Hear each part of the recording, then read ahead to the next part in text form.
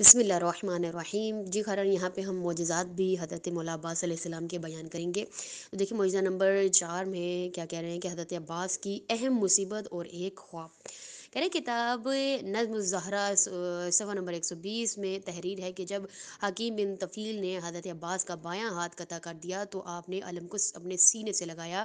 اسے لکھنے کے بعد مصنف بیان کرتے ہیں کہ مجھ سے عالم جلیل القدر علامہ شیخ کاظم سینی نے فرمایا کہ ایک عالم دین میرے پاس تشریف لائے اور کہنے لگے میں حضرت عباس علیہ السلام کا سفیر ہوں، آپ کی طرف بھیجا گیا ہوں۔ میں نے پوچھا کیا پیغام لا رہے ہو؟ فرمایا مجھ سے حضرت عباس نے خواب میں فرمایا ہے کہ میں آپ کے پاس جاؤں اور یہ کہہ دوں کہ آپ حضرت عباس علیہ السلام کے مصائب مجالس میں بہت کم پڑھتے ہیں۔ اس کے بعد اس عالم سفیر نے کہا کہ میں نے حضرت عباس علیہ السلام کے اس فرمانے پر عرض کی کہ مولا میں تو خود کئی دفعہ ان کی مجالس میں شرکت کر چکا ہوں، میں نے خود سنا ہے کہ